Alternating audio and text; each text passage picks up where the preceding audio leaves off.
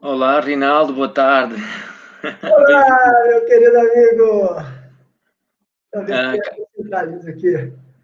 Tudo cá bem? está. Tudo bem, tudo bem. Espero que contigo também. Cá estamos para mais uma das nossas palestras, uma das nossas lives, aqui com a nossa conexão Portugal-Brasil, Brasil-Portugal, não é? Não importa quem vem primeiro, neste caso, e unidos por este oceano de afetos. E desta vez temos um ilustre convidado, que já vamos falar dele a seguir. Ele ainda não se juntou a nós, creio que de mais minuto, menos minuto, vamos estar com ele. E hoje vamos falar da justiça e os seus efeitos, não é? Na sequência daquilo que temos vindo a fazer este ano. Eu, se calhar, vou começar por me apresentar mais uma vez, mas acredito que haja pessoas que possam ainda possa agregar valor. Não, Sim? vamos deixar para fazer a apresentação quando o Sami tiver. O que você acha? Sim. Eu Vamos, acho bom. vamos falar um pouco do que nós já fizemos os dois, porque aí quando o Sami entrar, a gente começa com as apresentações. O que você acha? Perfeito, perfeito. Sim, sim, força. Podes começar e eu dou continuidade, sim. Eu queria dizer, antes mesmo da apresentação, da alegria de ter esse projeto com você. Assim, eu nunca vou me esquecer de como, há um ano atrás, em dezembro do ano passado, essa realidade de estar aqui falando ao vivo, pela internet, era uma realidade totalmente distante para mim. Né? E eu me lembro que, enfim, vieram as pandemias, mas mesmo antes disso, vieram os avanços da tecnologia, a possibilidade das pessoas fazerem transmissões a partir de suas casas. E aí você, de início, propôs aquele encontro de nós 5 homens, tínhamos nos conhecido na Alemanha, no seminário com Bert Hellinger, fizemos. Para mim, essa estreia nesse mundo das lives nunca será esquecido, junto com o Esteban, junto com o Gianluca, junto com o Daniel. E, na sequência, pensamos em fazer uma coisa no nosso idioma materno, né, no português. Eu com o meu português aqui do Brasil, você com o seu português de Portugal. De fato, se a gente pensar nessas denominações, Portugal veio antes de Brasil. Mas se a gente pensar em termos da terra e das pessoas que habitam esses lugares, quem chegou! Olá! Tudo bem, Marco, Rinaldo? Tudo bem, Como é que vocês bem-vindo. estão? Obrigado. O Rinaldo está aqui a fazer um breve resumo das nossas atividades este ano. Força, Rinaldo. Estamos no ar já? Estamos, agora há pouco, há 2, 3 minutos. Legal, pode continuar, tranquilo, eu espero aqui. Seja bem-vindo, Sami. A gente, quando o Marco falou que você estava um pouco atrasado, a gente falou, bom, vamos celebrar, então, esse projeto, que foi um convite que o Marco me fez ainda no início do ano, de fazermos algumas lives sobre temas que têm a ver com esse olhar sistêmico, nessa perspectiva de dois países que não estão separados por um oceano, mas estão unidos por um oceano. E a gente brinca sempre, né? Um projeto que junta pessoas do Brasil, pessoas de Portugal, que se conectam por esse oceano de afetos. Então, esse ano foram vários temas, geralmente temas assim até um pouco mais teóricos. A gente falou de sentimentos e seus efeitos, aquela coisa do sentimento primário, secundário, que você, Sami, tão bem utiliza nas suas falas, explicando como se atua na justiça. Falamos de consciência e seus efeitos, temas também que eu me lembro sempre da nossa professora Isabela, mostrando lá as diferenças, vários níveis, a boa, a má consciência. Falamos de amor, seus efeitos, trauma e seus efeitos foi o último. E não poderia ser melhor fechar esse ano com a presença sua aí, sabe, com a gente, com essa tua bagagem, com o teu livro. Eu vou voltar, então, para o Marco, para ele se apresentar. A gente estava te esperando para começar de verdade, a Vera. Agora está valendo.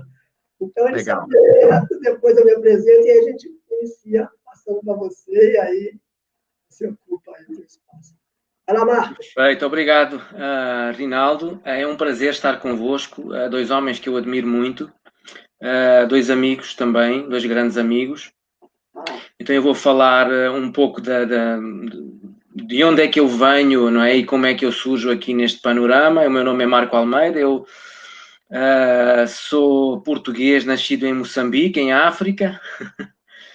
Os meus pais conheceram-se lá, viveram lá a sua história de amor e dessa história de amor surgiu aqui esta figura e foi uma linda história de amor que eles viveram lá. Nós temos uma família, a minha família, ela tem conexões com várias partes do mundo, portanto, os antepassados, os primeiros, e certamente não serão os primeiros, mas aqueles dos quais eu tenho conhecimento, eles viveram na Europa, viveram na América do Sul também, no Peru, viveram também no Brasil, alguns em África também. Então, desse mix todo, dessa mistura, surgiu aqui um representante que se sente empoderado também com a força dessas pessoas que viveram nessas partes do mundo e que trouxeram tanta riqueza, não é, para a história da nossa família. Aqui em Portugal comecei por estudar coisas que não têm muito a ver com esta área, não é? A minha primeira carreira foi na área da tecnologia e de há uns anos esta parte eu tenho desenvolvido trabalho na área do desenvolvimento pessoal e, sobretudo, no que nos une através da constelação familiar do grande mestre Bert Hellinger, que permitiu e que nos deu a oportunidade, pelo menos a mim, me deu a oportunidade de conhecer tantos ilustres amigos e homens e mulheres que estão a atuar neste campo. Eu trabalho com constelação familiar aqui em Portugal, faço trabalho com empresas, faço trabalho com pessoas individuais e também formação. E esta é a minha história, assim resumidamente, esta é a minha história e aqui com muita alegria partilho este espaço com o Rinaldo e com Sami Storch, nosso ilustre convidado, e agora vou passar a palavra ao Rinaldo para ele falar um pouco dele também. Obrigado, até já. Obrigado, Marco. Falar rapidinho aqui, Sami. Sempre que a gente começa, é bacana, eu acho que a gente falar de onde a gente fala sobre esse tema, né? Eu falo sobre direito, me ocorre lembrar que eu, na verdade, sou economista, formado na UFMG, fui treinado no Citibank, na verdade, nem gostava muito do direito, fiquei lá no Citibank, fui promovido, mas não gostei daquele trabalho de empresas. Fiquei um ano na Europa, meio mochila nas costas, sabe, assim, tomando conta de criança na França, tomando conta de tartaruga marinha na Grécia, e voltei para o Brasil um ano depois, para trabalhar. Falei, não quero trabalhar no mercado financeiro. Vou trabalhar com o que eu gosto, trabalhar como produtor cultural. E aí, 2 anos sem um tostão no bolso, eu falei, não, isso não dá certo também, eu vou arrumar alguma coisa no meio do caminho. Comecei a estudar para concursos, e ali eu aprendi a gostar do direito. Não era uma matéria que eu gostava, mas ali você vai aprofundando na Constituição, no direito administrativo, e ali eu comecei a me dar conta que o direito tem uma beleza. E aí virei auditor fiscal do Ministério do Trabalho em 95. Me perguntaram por 110 fiscais que tinham passado, depois de 10 anos de concurso, onde eles queriam atuar. 2 optaram por fazer plantão no setor de mediação. Todo o resto queria outros setores. Eu fui um desses 2. Porque, no fundo, eu acho que é mais fácil também, para quem está recém-concursado, entrar numa carreira de fiscal, que é uma carreira, eu acho, um pouco parecida com a do juiz, né? Ele entra na empresa, ele vê o que está certo, o que está errado, ele autua se está errado e vai embora. No ano seguinte, teve uma formação de mediadores na Europa, e aí o Anastasia, que era o vice-ministro na época, depois foi governador de Minas, hoje senador, ele decidiu, e era uma vaga para cada estado, e ele decidiu que São Paulo, Minas e Rio teriam fiscais recém-concursados para viajar. E eu, por pura sorte, fui escolhido e fui para a Europa, me capacitei como formador, como mediador na Organização Internacional do Trabalho, ligado à ONU, e com esse compromisso de ser um multiplicador dentro do Ministério do Trabalho. Aí eu fiz isso para os fiscais, depois a OIT me levou para vários lugares pelo mundo afora, mostrando que é possível ter um olhar da fiscalização aliado a um olhar mediador, que isso é muito mais uma postura do que um ato em si, e que um muitas vezes acrescenta e ajuda o outro. Então, como representante da OIT, eu tive primeiro República Dominicana e Haiti, depois fui para a Itália, fui para o Nepal, fui para a Índia, sempre mostrando como é possível, a partir da experiência do governo brasileiro, da inspeção do trabalho brasileira, usar o olhar mediador e a postura mediadora dentro de um universo de fiscalização e de cumprimento da legislação. Né? É nesse lugar que eu vou tentar dividir com você nesse espaço e passo a palavra aí para o Sami. Por favor, Sami, se apresente. E uma coisa, eu também queria saber um pouco, o Marco falou da família dele, eu sou de um Almeida, lá no interior de Minas, que foi juiz, que foi dono de escravos, e eu no Ministério do Trabalho trabalhei no combate à escravidão. Durante 10 anos eu fui coordenador nacional lá. Então eu honro também esse meu trisavô, que teve muitos escravos. Eu sei porque no inventário dele, ele morreu no ano da abolição, então tem registrado todos os escravos que ele tinha lá na fazenda dele. Me ocorre perguntar também um pouco sobre o seu sobrenome, Storch, Sami. Eu acompanho o seu pai, acompanho o teu irmão também no BenTV, eu vejo a força desses homens da família Storch. Eu gostaria também de saber um pouco, caso você possa falar para a gente, de onde vem esse Storch e de onde vem essa força que você traz em toda oportunidade que você atua.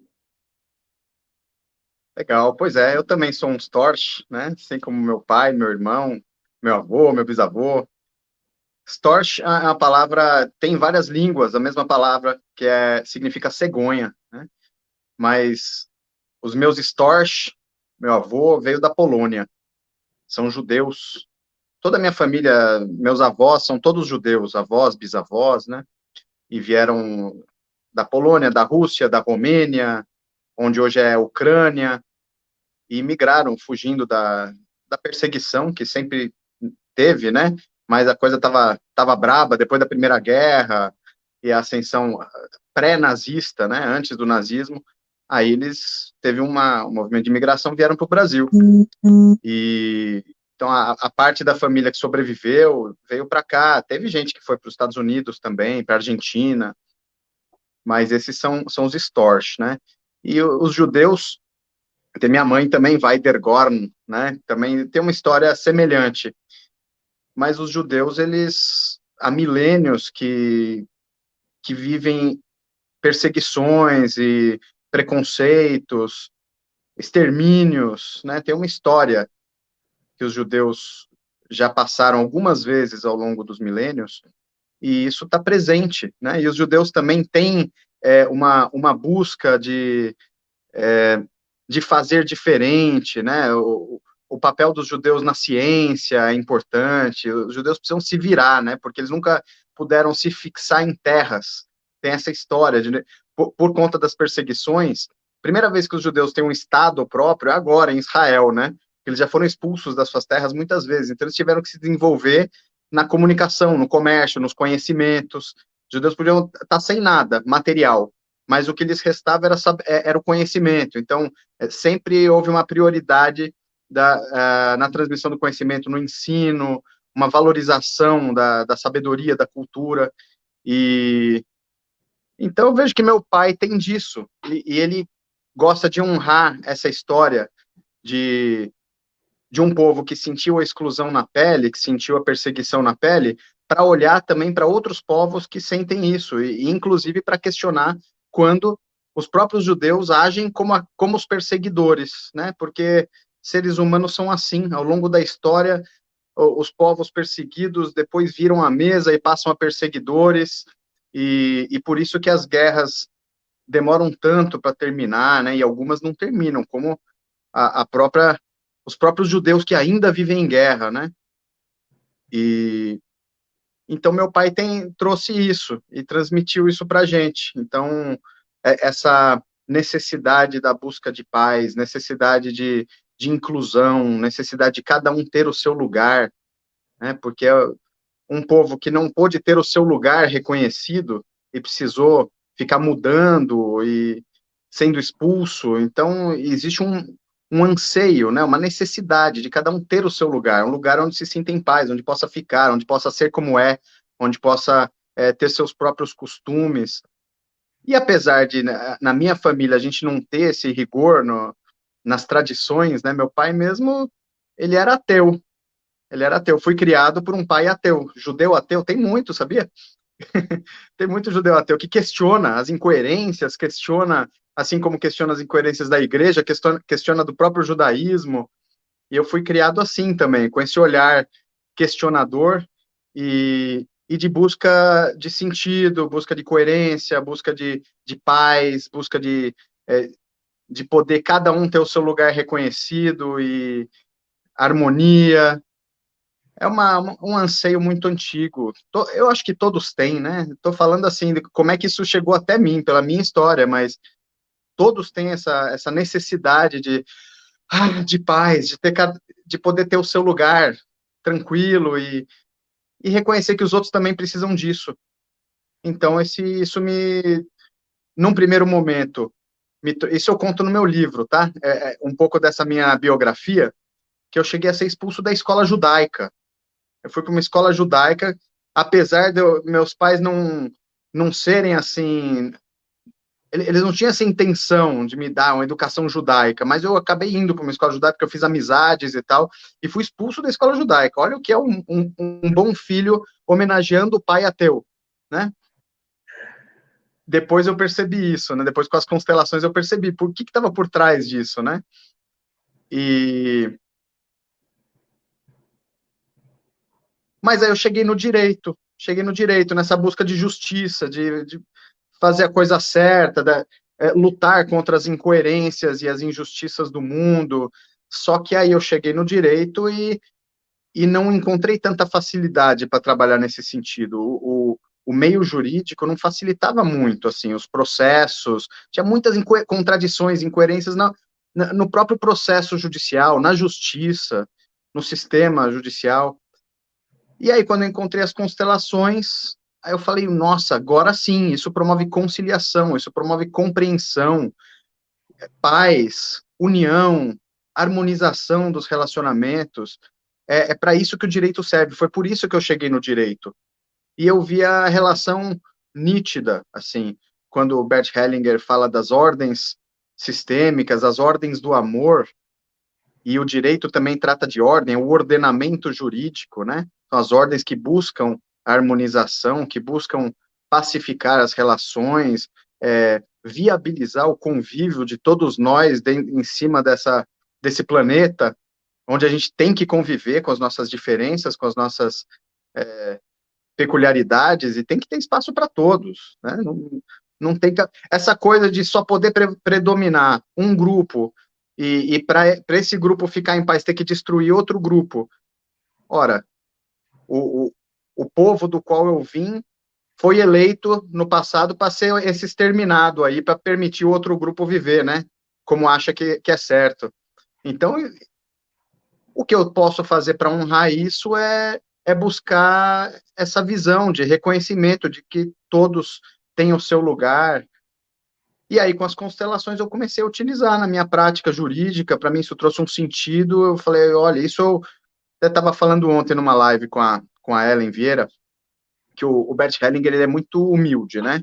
E ele falava assim, eu nunca imaginei que as constelações poderiam ter esse impacto todo, eu apenas olho para aquilo que se mostra, né? Algo muito simples, ele não tinha essa pretensão das constelações ter esse impacto na sociedade, na humanidade, como está tendo.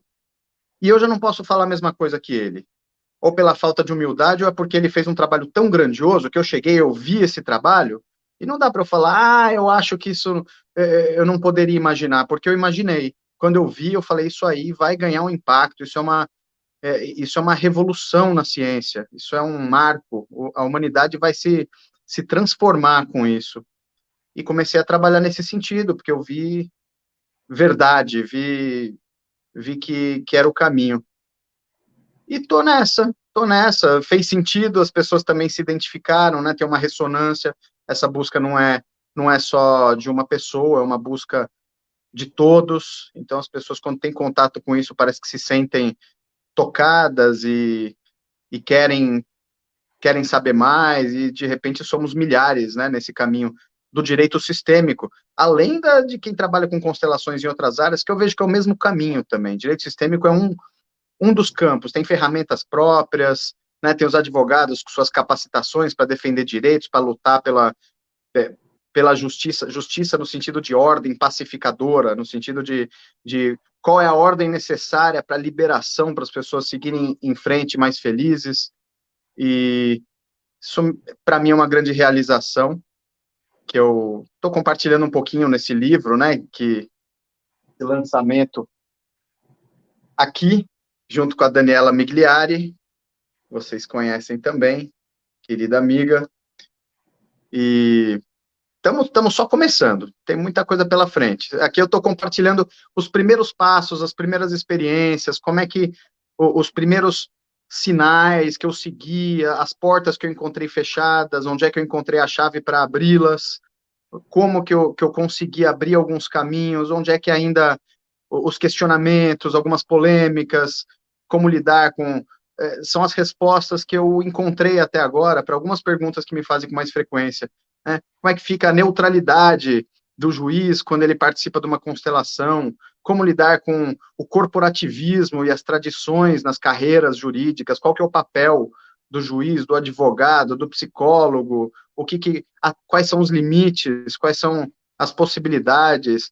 Formas de exercícios para se trabalhar numa audiência, no atendimento às partes? Como abrir as portas da conciliação, né?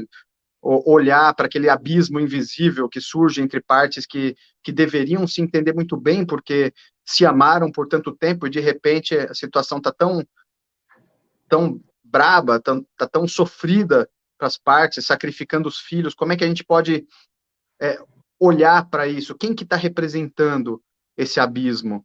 Como que esse abismo pode se transformar numa ponte, e talvez numa ponte de flores, para que as pessoas possam restabelecer laços e seguir adiante em novas bases mais equilibradas, e estabelecer relacionamentos mais saudáveis.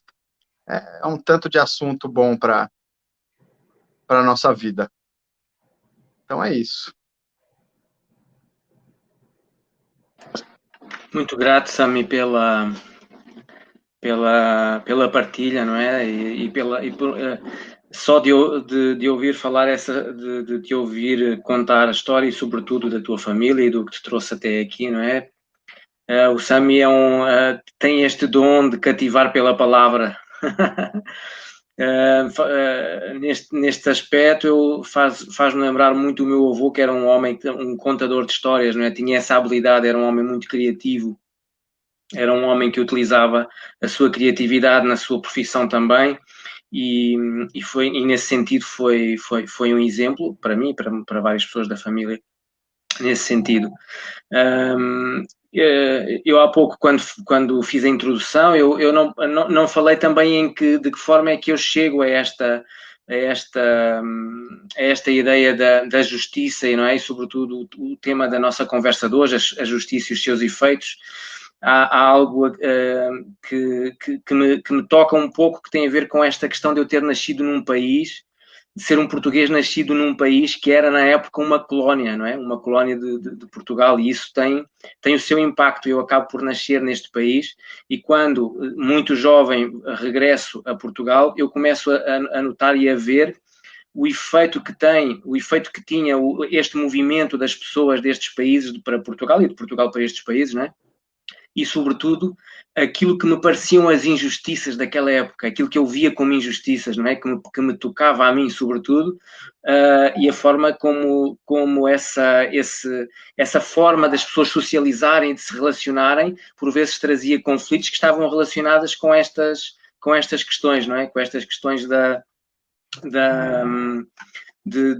estarmos a conviver no mesmo espaço, tendo origens, embora de lugares conhecidos, mas sobretudo termos ainda, do ponto de vista da forma como a sociedade se comportava naquela altura, ainda tantos conflitos, tantas fricções, não é? E isso foi entrar nesta área do desenvolvimento pessoal, sobretudo quando entra na minha vida a constelação familiar e todas as áreas em que se aplica, trouxe-me respostas para muitas questões que eu tinha até essa altura e, sobretudo, ajudou, começando por mim, porque começa sempre por cada um de nós, não é? Ajudou-me a posicionar-me e a ter uma melhor relação interpessoal e conseguir criar e olhar para tudo isto, para todo este panorama, não é? Que se vivia em Portugal naquela altura, com outro olhar. Rinaldo, temos aqui, tínhamos aqui algumas questões, temos também alguns comentários de companheiros e amigos que estão a ver-nos. Eu vou só mencionar aqui alguns que estão neste momento. Temos aqui a Thaís a mandar-nos saudações da Comissão de Direito Sistémico de Santa Maria, creio que é Rio... Santa Maria, conheces, Sami? Não, onde é que é? Não sei. Não é em Portugal, Comissão de Direito Sistémico, eu creio que há de ser uma... então é Rio Grande do Sul. Rio Grande do Sul, exatamente. Temos também aqui alguns desejos alguns agradecimentos, que acreditam pelo convite. Feliz vida, feliz renovação, feliz Natal a todos, a nós os três e a toda a família. Também o René, que nos diz, que nos envia este comentário, grandes profissionais, um exemplo de prática e percurso no campo das constelações, mediações e postura. E mais alguns comentários também que nós podemos ir olhando para eles à medida que formos desenvolvendo a nossa... Maria Regina fala-nos aqui, Rio Grande do Sul. Exatamente, Santa Maria no Rio Grande do Sul. Rinaldo, tens alguma questão que gostasses de colocar neste momento ou algum comentário adicional? Força.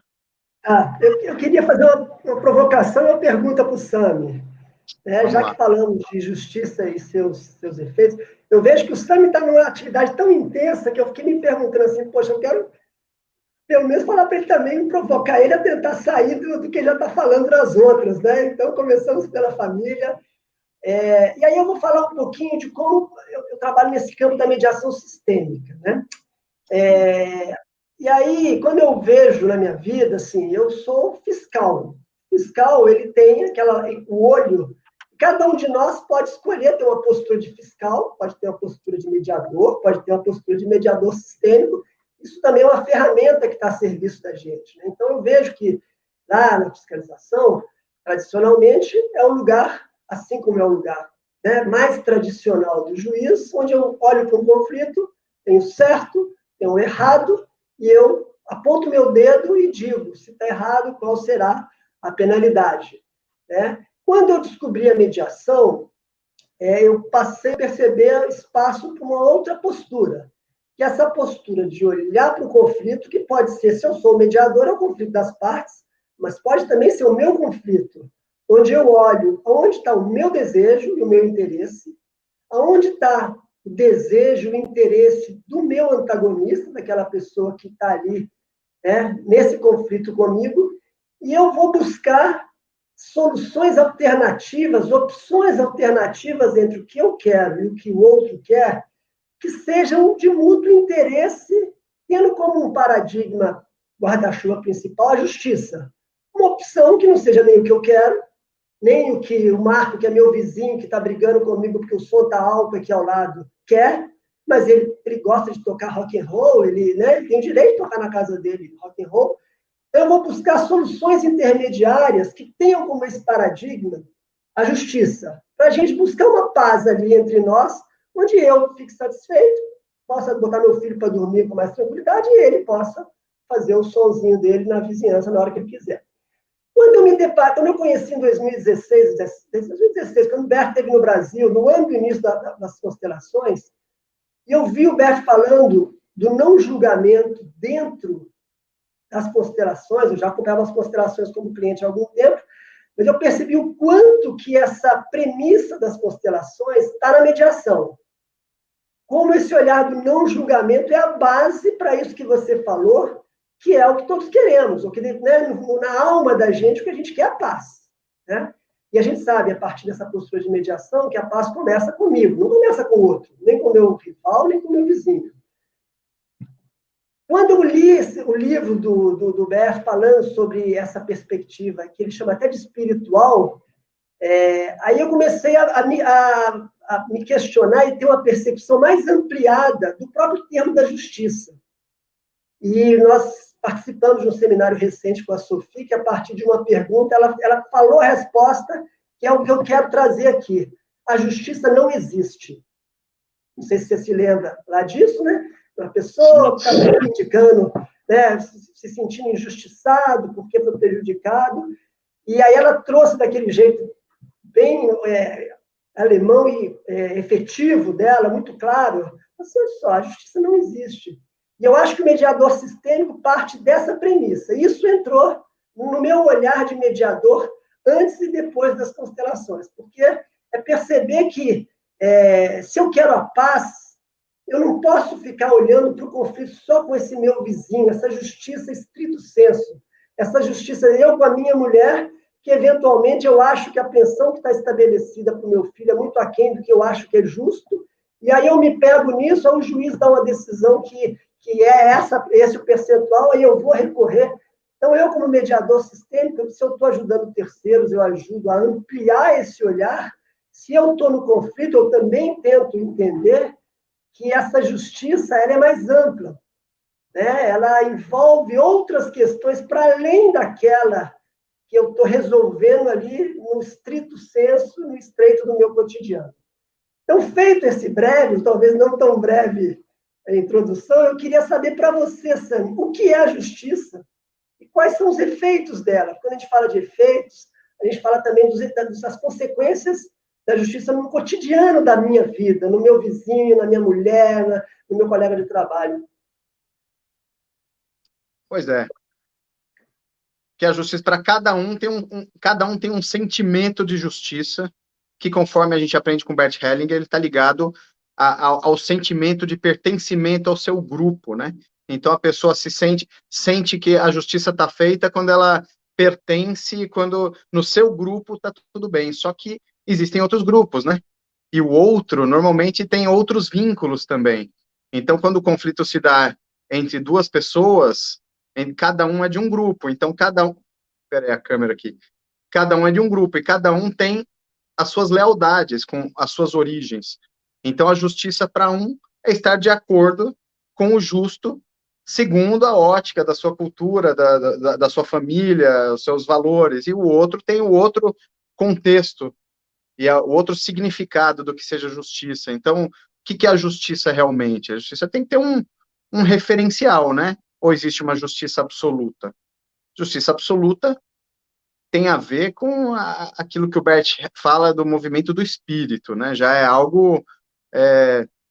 todos são iguais. Todos são iguais. Deus é justo, né? Esse é o conceito máximo, mas e aí, e nós aqui na Terra, como é que a gente lida com isso, né? Para ter harmonia. Uma coisa é o trabalho do mediador privado, né? Depende do vínculo ao qual o profissional deve ser leal. Quem é o contratante? Para quem que ele está trabalhando? Duas pessoas estão em conflito e contratam um mediador, uma câmara de mediação, um escritório. Aí o olhar é para essas duas pessoas. Agora, na justiça, eu tenho um vínculo com o Estado. Eu, como juiz de direito, tenho um vínculo com o Estado. O Estado tem suas regras, tem suas normas, que não fui eu que determinei, né? Então, tem os legisladores que fazem parte do Estado, a tripartição de poderes, né? Tem o legislativo, que faz as leis. Então, não cabe a mim querer me sobrepor às leis feitas pelos legítimos representantes do povo, que foram eleitos para fazer as leis. Eles fazem parte do campo, fazem parte desse sistema ao qual eu pertenço e no qual eu sou só o juiz, um representante do poder judiciário numa determinada comarca para uma determinada matéria. O juiz da causa, né? Então, nesses processos, nessas causas que chegam até mim, eu tenho que atuar de acordo com o que está por trás de mim, que é o Estado que tem suas leis. Eu tenho que aplicar as leis. e aí é o direito, né? O direito me dá hoje, como o direito é regulamentado e visto pela interpretação do Supremo Tribunal Federal, que dá a interpretação da Constituição, que é a norma superior no direito. Então, os juízes têm uma margem de interpretação, tem princípios, tem uma hierarquia das normas, e eu preciso seguir. Agora, hoje em dia, nós encontramos nessa hierarquia princípios na Constituição Federal que dão uma margem muito ampla,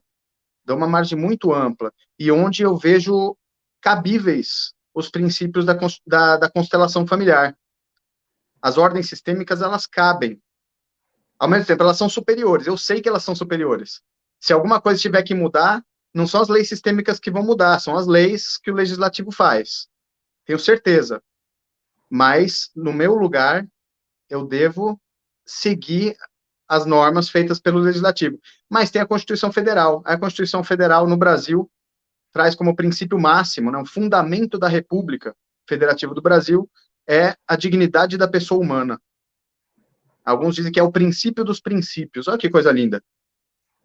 Dignidade da pessoa humana abraça o direito sistêmico de um jeito, porque o direito sistêmico trata disso, da dignidade da pessoa humana.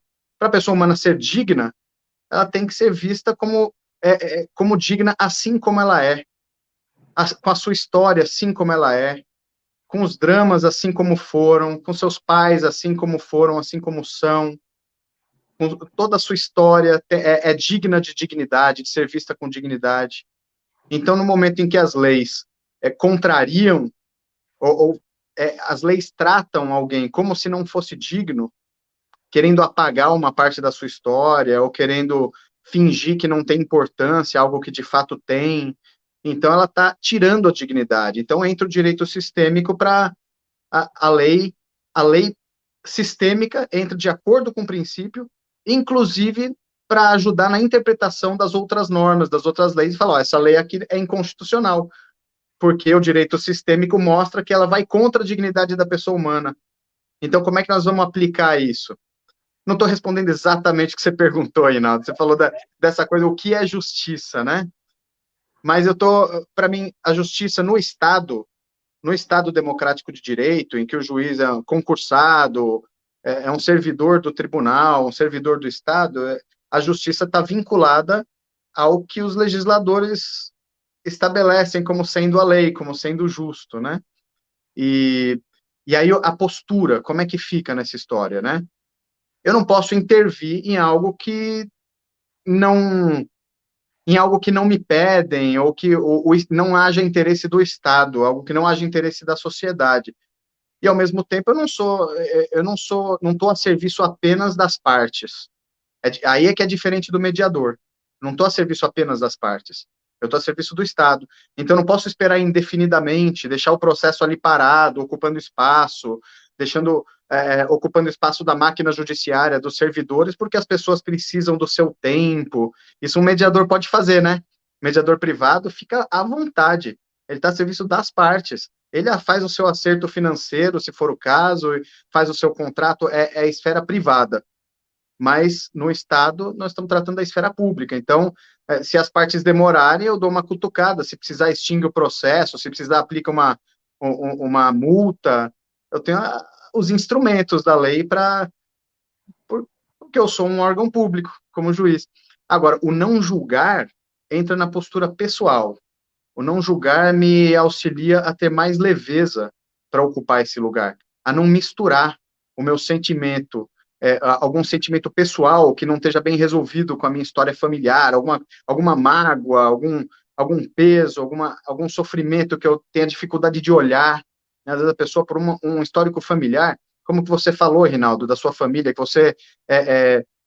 que a família teve escravos no passado, né? E aí você foi trabalhar como fiscal do trabalho. Olha que legal, você buscou um histórico que poderia, que em muitos casos as pessoas não falam, não mencionam, porque, poxa, mas que situação, teve escravo, que pessoa má, né? Não, tem todo um contexto, faz parte da história, foi assim, né? E você olha para isso e dignifica a história sem julgamento. Você não está julgando, foi certo, foi errado, não, foi assim. e de alguma forma isso te move para algum tipo de compensação de uma forma boa, né? Tomar a vida como veio, como ela é, e fazer algo de bom com isso, fazer algo a serviço, se colocar a serviço da vida e seguir adiante, né?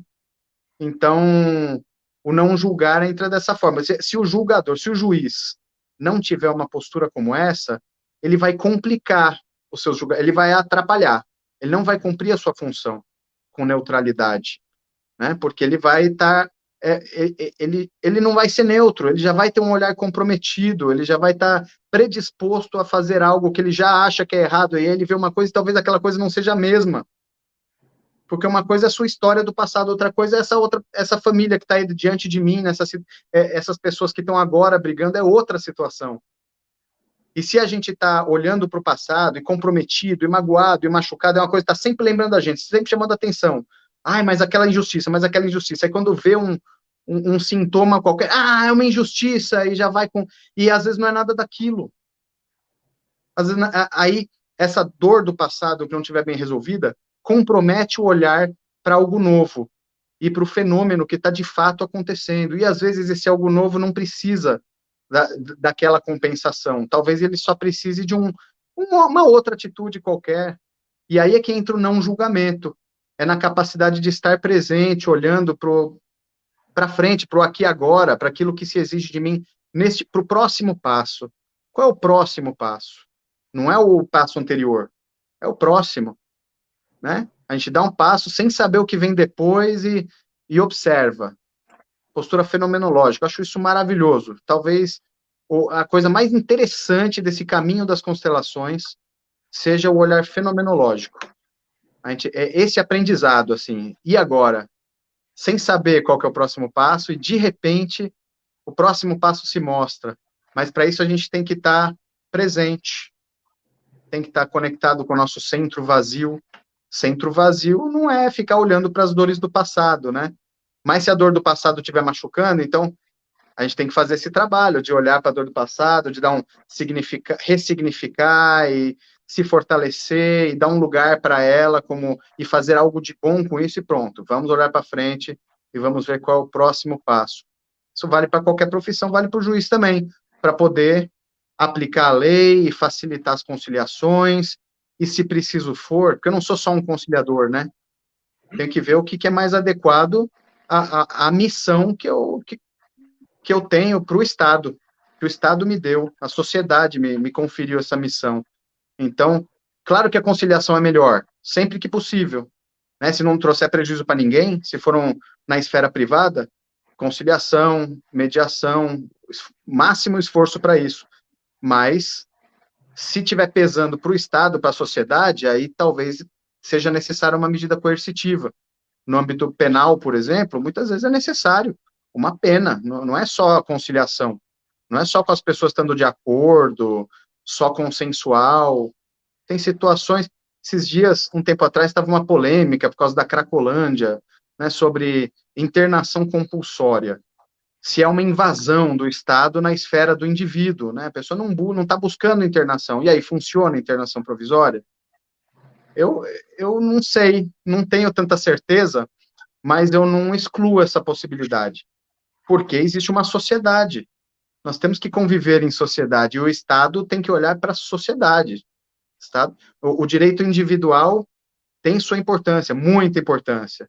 As liberdades individuais têm sua importância, mas nós ampliamos o olhar e aí cada um com seu papel, né? E o Estado tem que olhar para todos, e o juiz tem que estar ligado a isso também, e às vezes adotar uma medida coercitiva.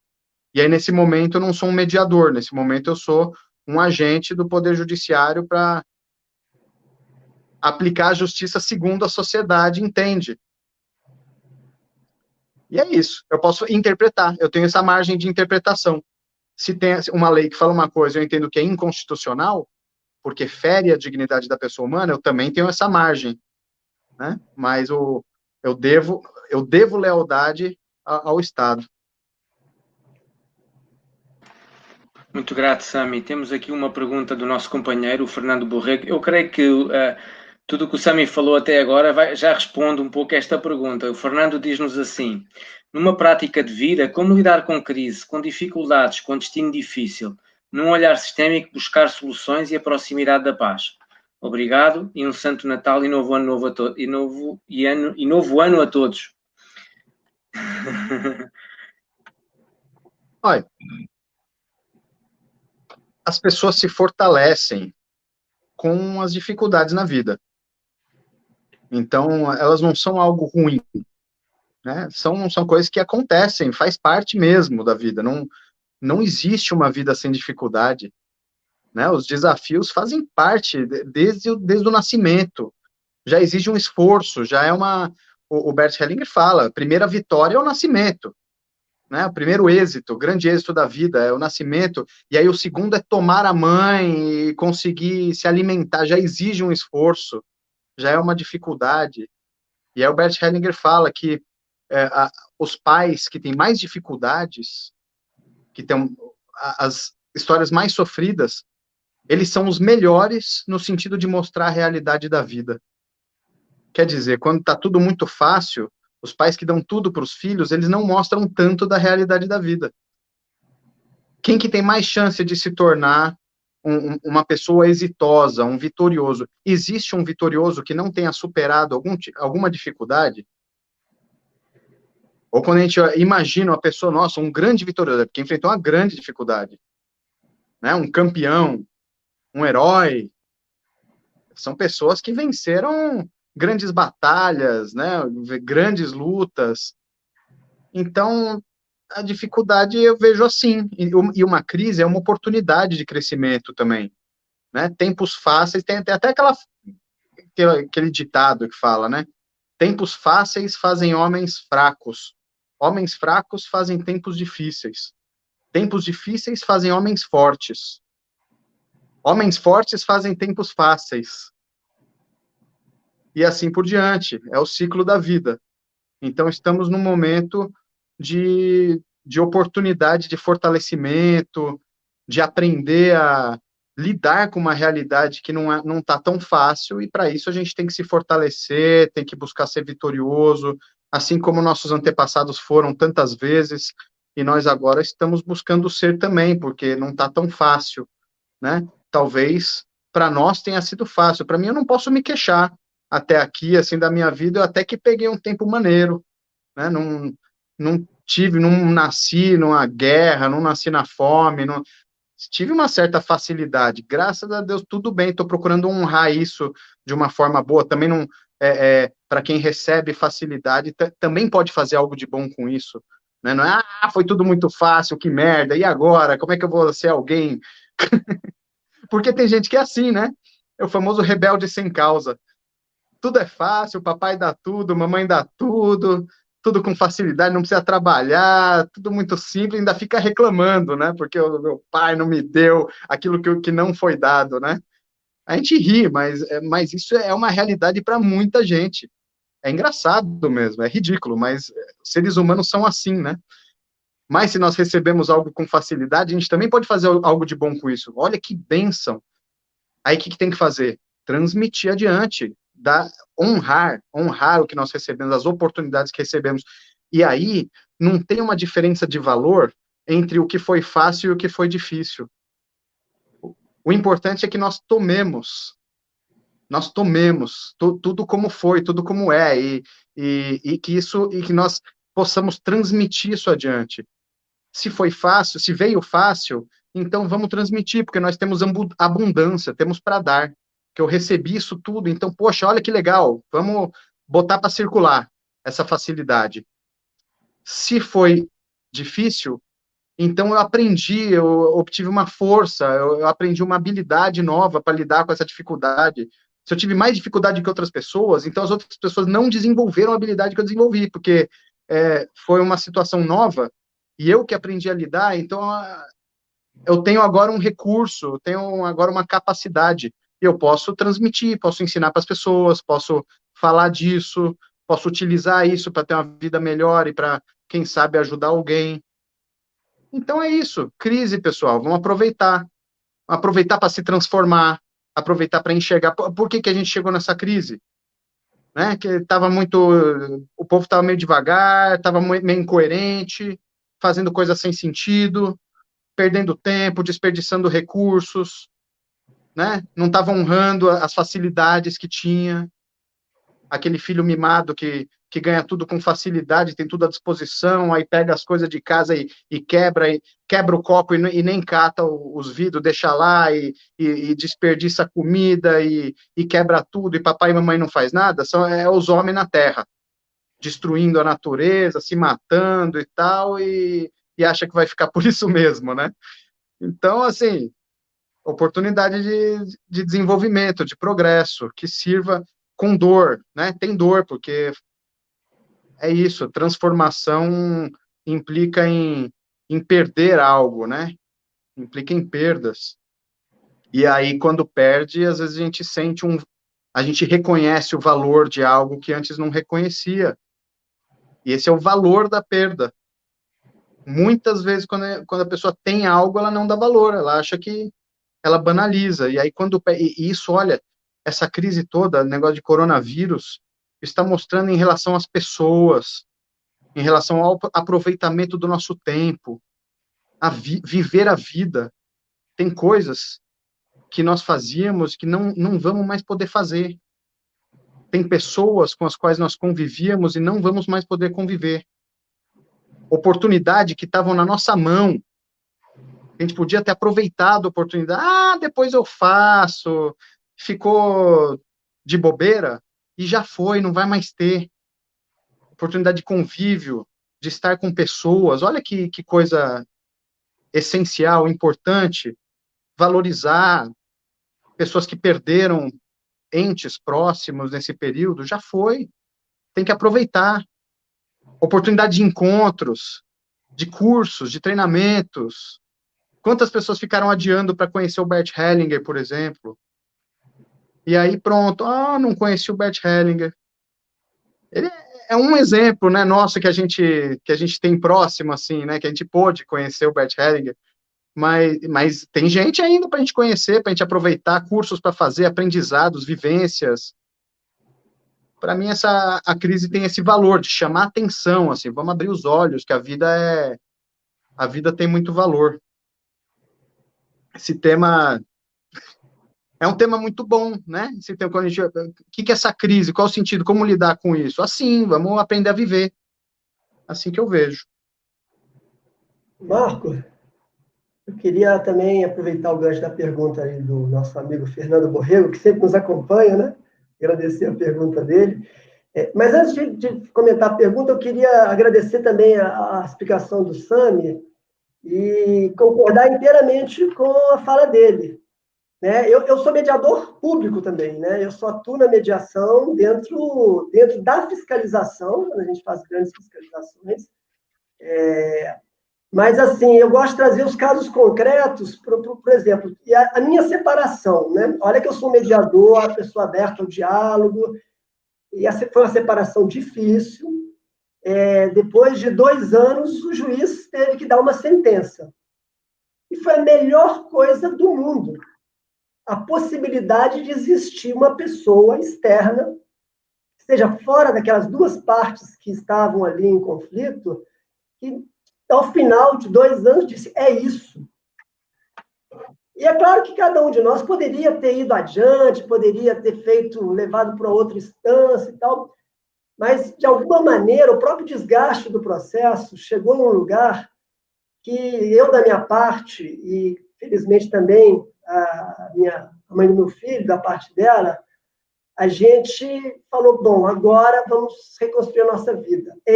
A justiça falou, então é isso que nós temos para hoje, e vamos seguir. Né? Ainda que eu me considerasse, e aí eu entendo quando a Sofia fez o comentário que a justiça não existe nesse aspecto estreito, eu falei, tá, eu não sinto que foi justo, mas eu convivo com essa decisão, porque ele está no lugar onde o Estado diz o que é. E eu não vou ficar ali, mesmo tendo achado que talvez poderia ser diferente, avançar. Então, eu acho fundamental que haja a figura, por mais que a gente acredite no diálogo, como busca de solução para os conflitos, eu acho fundamental a gente também honrar o espaço de um terceiro que tem o poder de decidir. Eu digo isso dentro da própria meu trabalho da fiscalização, onde algumas vezes eu estou diante de uma fiscalização, eu olho para aquela realidade, eu vejo que talvez aquele empresário ali que fez está descumprindo a legislação em vários aspectos, ele tem uma série de atenuantes, mas naquele momento ali, o que me cabe como agente do Estado é fazer aquela autuação, porque existe, aí sim eu entendo que o senhor fala, existe uma outra justiça. E o meu papel, o meu lugar de força ali é de exercer o meu papel de fiscal e fazer a autuação e virar de costas e ir leve, tranquilo para casa, sem pena, sem coitado dessa pessoa que o trabalhador roubou ele e tal, e tal. Então, assim, a pergunta foi uma provocação e você foi muito claro na sua explicação de que a justiça não existe e existe. Né? É um olhar filosófico que pode nos ajudar no cotidiano da gente. Né? E o olhar que a justiça não existe tem tudo a ver com a mediação sistêmica. Eu nessa pandemia, fechei minha casa no Rio, fui morar com meu pai durante um tempo, voltei para o Rio, estou morando novamente num apartamento, cheguei aqui, luz cortada, gás cortado, a situação super ruim, e num certo momento, o administrador não dava a menor bola para as minhas questões. O fato de não ter luz, não ter gás, eu estava sem nada aqui, tinha que pagar e tal. E aí foi nessa hora que eu me lembrei do olhar do mediador sistêmico, que eu poderia ficar ali brigando com ele, como eu briguei de início algumas vezes. E aí esse processo da gente respirar fundo, dar um passo atrás, olhar para o conflito e dizer, bom, eu posso até entrar na justiça para cancelar esse contrato de locação. Eu posso pedir uma indenização. Mas se eu quero morar nesse apartamento e quero resolver minha vida, eu vou tratar de conviver com esse problema do gás, eu vou tratar de resolver tudo isso, entendendo que mesmo aquela injustiça, estrito senso ali, talvez estivesse a serviço de alguma coisa. E a serviço de quê? E aí a pergunta do Fernando. Né? A crise, para mim, e o conflito, para mim, nessa perspectiva que a Sophie fala, né, de uma justiça maior, é de que aquele conflito que estabeleceu-se para mim aqui, na hora de eu voltar para o Rio de Janeiro, em plena pandemia, cheio de caixa na minha casa, sem poder tomar banho quente, sem poder cozinhar e tal, é olhar e me perguntar, vem cá, o que eu posso aprender com isso? Para que, né? Porque se isso está acontecendo comigo e acontece com a gente, né, a gente, de alguma maneira, e nas constelações a gente vê isso, a gente também é responsável pelos eventos que acontecem com a gente. A física quântica também fala disso, né? Então, se eu criei esse evento aqui, se eu tenho participação nesse conflito, o que eu posso fazer para aprender com ele? Aí eu fui lá, comprei um fogareiro elétrico de uma trempa, espetei na tomada, fiz aqui a minha comida do jeito que eu gosto nos dias que estava para fazer. Quando não dava, eu comprei lá. Enfim, respondendo à pergunta do Fernando, e ao mesmo tempo fazendo um gancho com essa história que a gente falou, né? A crise, ela não é fácil. Os conflitos não são fáceis. Quanto mais próximo, né, de quem a gente gosta, piores são os efeitos desse conflito, né? Se é com um filho que você está com dificuldade de se relacionar, se é com a sua mãe, seu pai, sua esposa, seu esposo. Mas a gente entender, eu acho que a pandemia também tem um aprendizado para ampliar esses conflitos no sentido da gente olhar para eles, dar esse passo atrás e tentar se perguntar o que eu estou aprendendo, o que eu posso aprender com isso? Onde é o meu lugar de força para isso? O que eu tenho que fazer, eu, na primeira pessoa, para buscar a minha paz? De ganhar o dinheiro da administradora não vai mudar em nada a minha paz, porque eu queria era ser visto, eu queria que ele reconhecesse que... Então, de fato, eu mandei as contas do restaurante para ele e falei, não vou pagar o aluguel enquanto o gás não entrar. E ele aí se virou para resolver, e aí ele olhou para mim, ele me viu. Ele viu que tinha uma pessoa ali que não estava só reclamando do gás, porque quando a companhia veio aqui, ela falou que o gás estava com problemas, e não ligou o gás. Depois de 15 dias sem gás, eu continuei sem gás. Então, assim, fazendo um gancho, eu acho que esse é o desafio das crises e a beleza das crises. As crises quando a gente consegue olhar para ela, crise matrimonial, crise, eu quero estar com esse companheiro, com essa companheira, se quero, eu vou, o que eu tenho que fazer para mudar? E se eu não quero, o que eu tenho que fazer para sair? A crise está aí para isso, né? E a pandemia, ela esticou bem essa corda. Então, era isso que eu queria dizer. E volta a palavra para o Marco lá, Marco, ou para o Sandro, se ele quiser comentar, enfim. Grato, Rinaldo. A crise é uma oportunidade de crescimento, né? De evolução. O Fernando, ele deixou-nos aqui uma segunda questão e nós temos, não sei se Sami se pode estar mais um pouco connosco, porque é uma questão interessante e que toca também no que eu falei na minha apresentação, que tem a ver com esta questão não só de Portugal com a relação dos países onde esteve, não é? Mas também com aquilo que se passa no Brasil presentemente. E o Fernando diz assim: pensando no Brasil e suas dificuldades, parece que muito disso vem da falta de honra e respeito com as raças indígenas, africanas e até mesmo com os portugueses colonizadores, como se nós ainda fôssemos adolescentes rebeldes que desrespeitam os seus pais. Eu vejo que é isso mesmo. É bem por aí mesmo. No caso do Brasil, isso ainda acontece, né? Te vê pessoas, ainda representantes políticos, com uma postura assim que nitidamente eles não veem, não dignificam a nossa própria história, nossa própria origem. E é claro que se é que nem o pai e a mãe brigando na justiça, cada um promovendo alienação parental, esculhambando o outro, e o filho se sente quem sou eu, e começa a se distanciar e se marginaliza. É a mesma coisa, né? As nossas raízes, que não são uma só, hoje nós temos que olhar para todas elas e reconhecer a dignidade de ter sido como foi e dessa junção dessas raízes ter dado origem a esse nosso povo.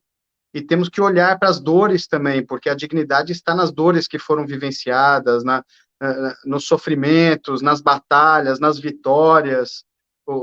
Essa é a nossa história. Nossa força só pode vir daí, não tem de outro lugar para vir a nossa força. Ela vem da nossa raiz mesmo, da realidade, como ela é. Então, quando nós vemos, assim, brasileiros, governantes e cidadãos excluindo-se uns aos outros, né? Banalizando a história de um determinado povo que faz parte de nós, que está presente no nosso sangue, na nossa alma, ou questões de raça, é algo que, é claro que tira a força do brasileiro, né? Onde é que está a força do brasileiro? Se nós somos um povo composto, né? Nós não somos o Brasil veio de vários. O Brasil é essa mistura que é algo muito especial. É algo muito especial. Isso dá um potencial gigante. Eu não sei se acho que não tem outro povo no mundo com esse mesmo potencial, com tanta riqueza dessa mistura de culturas e de raças e de origens. Para mim, isso é uma potência que nós temos. Agora, tem que olhar para essa potência e reconhecer ela, ver de onde ela vem, que a potência se desenvolveu a partir de crise, a partir de dificuldades, a partir de tudo isso que a gente está falando, né? Aí que se desenvolve a potência. Então, se a gente olhar para isso, a gente pode sentir também. E sentir e ser. Sim. Posso fazer um comentário sobre a pergunta do Fernando? Sim, claro. Eu concordo com o Sami e dentro do que ele falou, né, os colonizadores, né? Eu levanto também aqui a importância da gente estar muito ligado quando a gente fala do outro e quando a gente olha para a gente. Né? Porque os tempos atuais não são só no Brasil, né? O mundo inteiro está vivendo uma onda aí, uma política da intolerância, onde as pessoas, principalmente governantes, estão nesse lugar de não... Enfim, um lugar da intolerância, né? E, às vezes, a gente está falando aqui da justiça, né? O direito e o esquerdo, né? O conservador e a rebeldia, né? Eu acho que o mesmo desafio tem de um lado, tem do outro, né? Da mesma forma como a gente que reconhece o direito e a nossa ancestralidade, que tem esse olhar de acolhimento com os índios, com os negros, com os portugueses. A gente tem que estar muito atento também para a gente não ficar intolerante, totalmente intolerante com quem é intolerante. Cada um tem o seu desafio, né? Eu digo isso porque, da minha própria família, os meus pais, os meus parentes e tal, eles vêm de um olhar mais conservador. Né? Eu venho de um olhar mais liberal. Né? E, para mim, é um grande esforço, mas é uma grande conquista quando eu consigo olhar para eles também e ter um espaço, dar um espaço no meu coração para o jeito deles serem, para as crenças que eles têm. Entendendo que cada um de nós arca com as consequências sobre as suas crenças, sobre seus atos. Né?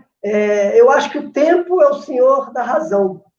Né? No mundo inteiro, a gente está passando por um tempo de intolerância, mas eu quero crer que esse extremo também tem um caráter educativo. Né? Até alguns anos atrás, se questionava que você dar uma Bolsa Família era uma coisa que não funcionava para ninguém. Durante a pandemia, todo mundo concordou que dar uma renda mínima para as pessoas que não podem pagar é a solução para muitos problemas, porque movimenta a economia, porque gera renda, porque... Então, percebe como, às vezes, a crise e, às vezes, a própria intolerância levada ao extremo, pelos efeitos dela, é isso que a gente fala, a justiça e seus efeitos, a injustiça e seus efeitos, a intolerância e seus efeitos, todas elas têm efeitos. Né? E esse olhar um pouco mais amplo, eu acho que acalma também o coração da gente, enquanto brasileiro, de que muitas vezes a gente não está satisfeito com ainda um governante que talvez não seja aquele que eu escolhi para ser eleito, mas tudo está a serviço de algo. E talvez aquela escolha política daquele governador aqui do Rio que já saiu, do prefeito que era, mas não vai ser mais a partir de janeiro, é um processo que também é didático. E que a gente tem que tomar cuidado, como a pergunta do Fernando enfatizou, ao colonizador português. Algumas pessoas que participaram da nossa constelação Conexão Brasil-Portugal, depois ele falaram, nossa, Reinaldo, foi muito legal participar de um workshop de constelação, vendo os portugueses, porque eu sempre olhei para os portugueses como os colonizadores. E quando a gente estava ali no campo, a gente vendo as pessoas trazendo seus temas, foi tão revolucionário para mim, aquilo mudou totalmente o meu olhar com Portugal. Me deu vontade de conhecer melhor Portugal, de ir lá e tal. Então, a gente, humildemente, Marcos, essa nossa conexão aqui, humildemente, a gente trabalha para a gente pacificar essa relação entre colonizados, colonizadores. Você falou de Moçambique, português, cá dentro do coração de cada um de nós, e do meu foi uma alegria quando eu consigo olhar tanto para o meu trisavô, que foi dono de tantos escravos, como para o meu pai, que eventualmente tem uma escolha política diferente da minha, e ter eles no meu coração, de verdade, não é simplesmente, eu vou aceitar e não vou entrar nesse debate porque não vou convencer ninguém. Não! Ele falou assim, ele tem direito de pensar diferente de mim. E eu não tenho que convencer ele, eu só tenho que também não ficar entrando nessa... E a atitude da gente, quando a gente não tenta mudar o outro, ela é mais poderosa na mudança do que aquela coisa de... Ninguém está vendo o que o cara fez aí. Então, assim, eu podia deixar de pegar esse gancho para falar um pouco desses colonizadores portugueses que, na verdade, estão dentro da gente. Cada um de nós está aqui, tem um pouco do colonizador português no seu coração. Não sei se o caso do Sama deve ter também algum português que se cruzou com os judeus no caminho. Mas, assim, como olhar para esses colonizadores sem dar um lugar para eles? Eles trouxeram muito problema, mas eles trouxeram também uma civilização, eles trouxeram coisas boas, e nós somos eles. A constelação mostra que não é questão de eu gostar ou não deles, é que eu sou eles, por uma questão genética. Como eu vou... Se eu critico... Eles formaram o Brasil, né? Formaram o Brasil, nós estamos aqui falando português. O Brasil nos acolheu. É verdade. Gente, isso, eu não sei se vocês sabem, se vocês já tiveram curiosidade, mas o território da Península Ibérica, onde se situa Portugal, ele foi ocupado por 17 povos diferentes. Imaginem a quantidade de culturas, de tradições e de povos de toda a Europa, povos da Grécia, povos do norte da África. Toda essa gente ocupou este espaço. Então, aquilo que depois formou o país que é Portugal, foi uma influência desses 17 povos. Então, todos nós aqui em Portugal, vocês aí no Brasil, todos nós temos um pouco de toda esta gente. E ainda mais a riqueza dos povos do Brasil. Então, tudo isto, enquanto vos ouvia falar, o Rinaldo e o Sami, houve um momento que o meu corpo ficou, senti um arrepio dos pés à cabeça, porque senti a força de toda essa gente. A força de toda essa gente que nos permite hoje estar aqui hoje quando eu olho para este ecrã e para a tela, não é? Como se diz no Brasil, quando eu olho para a tela, eu vejo o Rinaldo, eu vejo o Sami, eu sou muito grato por tudo isto. Muito grato por todo este movimento de todas estas pessoas que nos permitiu estar aqui hoje. É certo que houve dor, há sempre dor, mas temos que nos lembrar, por trás de uma grande dor está sempre o quê? Está sempre um grande amor, não é? Então, é nisso que temos que nos focar. As dores permitiram-nos chegar até aqui. E já está. Chegamos até aqui, sobrevivemos e somos o que somos hoje porque todas essas dores foram vividas e permitiram-nos evoluir. Todas essas crises permitiram-nos evoluir. E hoje, se nós conseguirmos olhar para o outro lado, não é? para a outra face desse grande amor, eu creio que temos todas as condições para evoluir para um mundo e para uma relação mais harmoniosa. Eu agora não me recordo, eu há uns anos atrás li um livro sobre as inteligências. Eu agora não me recordo do autor do livro, peço desculpa, tive aqui uma branca, mas ele elaborou muito sobre diversos tipos de inteligência. E no final do livro, que foi um livro que condensou um pouco o trabalho da vida dele, ele falava que depois de tanto ter estudado e de tanto ter investigado, ele chegou à conclusão que todas aquelas inteligências que ele estudou se podiam resumir apenas numa, que é a inteligência do bem comum. É a inteligência de eu agir sempre, e naturalmente sabendo que sou imperfeito, não é? Agir sempre tendo em vista o bem comum. E se eu conseguir agir tendo em vista o bem comum, eu certamente contribuo para uma sociedade mais harmoniosa, para relações mais harmoniosas. E naturalmente que não conseguimos mudar o mundo de um dia para o outro, mas podemos mudar um pouquinho de cada vez, sobretudo começando por nós. Quero-vos agradecer muito aos dois. Eu sei que o Sami tem compromisso a seguir, não é? Creio que tem compromisso a seguir. Quero-vos agradecer muito, quero agradecer muito ao Rinaldo, quero agradecer muito ao Sami. São dois homens, como eu já falei no início, que eu admiro muito, tenho uma grande admiração e que continuo a seguir, continuamos juntos, não é? E se tudo correr bem no próximo ano, vamos conseguir estar juntos e fazer, se calhar, algo do ponto de vista presencial. Vamos torcer para que seja possível. E não sei, Rinaldo, se gostarias de acrescentar algo. Eu gostaria só então de concluir ou de ir encaminhando a nossa live para uma conclusão, falando só aqui resumidamente do livro que Sami Stord está a lançar agora no Brasil, que é um marco da definição do direito sistémico, que é um termo criado por Sami Stord e que no fundo reflete os efeitos da constelação familiar, da Familienstellung, que é como se chama originalmente. Eu até tenho dificuldade em pronunciar. No fundo, é a abordagem que ficou conhecida como constelação familiar e a sua aplicação na justiça e na prática jurídica, na qual Sami tem conseguido índices de conciliação superiores a 90% nos processos em que atua. É um livro que tem uma linguagem simples e acessível a todos os interessados na pacificação, na solução de conflitos, e no fundo surgiu da entrevista que Sami deu à nossa querida amiga, jornalista e escritora Daniela Migliari, em que Sami conta, no fundo, a sua história e revela o caminho que percorreu para colocar em prática na magistratura este conhecimento transformador e que tem inspirado milhares de pessoas.